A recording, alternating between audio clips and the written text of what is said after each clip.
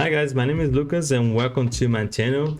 I've been seeing a lot of tech YouTubers releasing videos about what they're gonna learn in 2023. So I don't want to waste most of other people's time, but I wanted to share with you what I want to learn in 2023. And there is some stuff that I've learned before, but I wanted to go back to it. So I'm gonna show you guys my list of what I wanted to learn this year. So I want to start off with Kubernetes because I've been working with Docker a lot, but then I haven't been touched Kubernetes at all. I'm not a DevOps, but it's being increasingly popular right now, and I believe that this is going to be the new way we're going to be doing CI/CDs in the future. So I never worked with Kubernetes pods. I never done Docker orchestration, container orchestration, sorry. So I really wanted to learn it and see how it works. I don't want it to treat this as a black box for myself. So I wanted to at least understand how Kubernetes works.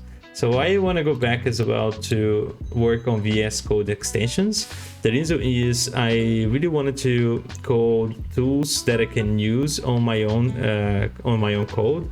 So for example, yesterday I released a video about the CLI I've done using OpenAI, and it's pretty much useful. And I believe that if I can do something like that on VS Code extensions, it can be very useful for me and maybe for other people. So I want to work and discover how I do VS Code extensions. Talking about the yesterday video, about CLIs. So TerminalGPT was a very fun project to do, and I could see a lot of capabilities on working with creating CLIs like that. And I wanted to expand TerminalGPT and creating more stuff into the CLI that I created. For example, refactoring code and looking in the code and fixing it.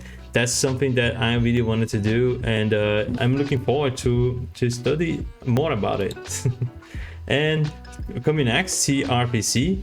So as I've been working with GraphQL for 3 years, I wanted to discover another type related connections between the front end and the database. The backend, sorry, and I believe gRPC is the one that is being very popular at the moment, and it's a good competitor to GraphQL. So I really wanted to see how gRPC works, and I think I'm gonna have to learn Prisma as well to work with that. So I could add Prisma here, but I don't know, so I had to go there and study the documentation first. This is just like an idea of what I wanted to learn this year, so I'm gonna see if I can learn this year. So coming next, Solidity. So yeah. All right, okay, yeah, the crypto bandwagon kind of went down this year, the last year in 2022, and I think it's kind of good because when a lot of crashes like that happens, it's very good because it's clear what is working, what is not working, and then we can actually work with solutions for stuff that we actually need, and you don't need now to be jumping into these crazy crypto projects. And now you can focus on what actually matters and what actually is resistant to crisis, and we can develop more stuff and can see how is the Solidity right now. I don't know if Solidity it is a strong programming language, but you know, I want to try it out more. I worked with Solidity before. I think I worked with this last year, so I wanted to work with Solidity more now. Yes, next, React Native, of course. So I work with a lot React Native. I love React Native, and there is a lot of capabilities on this technology, and it was really good to do to release my own application with React Native. So I wanted to create another one, and this year I will have to go back to it. So actually, let's see, since I've stopped working with React Native, it changed its whole structure. It would be good now to go back and study a little bit more and see how far I am from the latest release. So let's see. Yeah, so React Native, I'm gonna be doing this year a lot. Coming next, Stable Diffusion. So working with OpenAI for me opened the doors to see what other generative AIs that is out there, and I saw the Stable Diffusion, and I see a lot of potentials to work with that.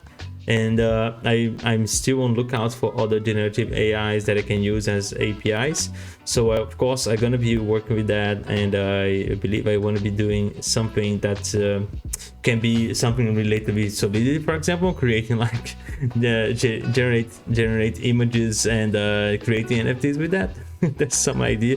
It's stupid, but it's some idea that you can throw using this technology. But so yeah, I'm gonna be studying. I'm gonna be on the lookout for other AI APIs, and let's see if this is gonna be great this year.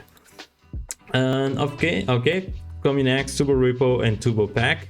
Of course, I have to work with that because I've been programming using Next.js, and it's been very great, but I haven't touched Next 13 yet. So it's something that I have to work on, and as Turbo Pack and Turbo Repo came with the Next 13, so it's a pretty good way to start working and studying on it. So maybe I'm gonna through different projects and different POCs. So definitely I'm gonna be learning this year. And of course, Vite, I like to work more with SSRs with Vite, so I have a lot of expectation this year. I believe I'm gonna be working with Vite a lot, and it's gonna be nice, and yeah, it's gonna be good to see what I can do with Vite. So that's pretty much it, guys. That's my list of 2023 learning. And what is your next learning? So if you have a different technology you wanted to share, please comment down below. And if you're new to this channel, please subscribe and leave a like and share with your friends, and see you next.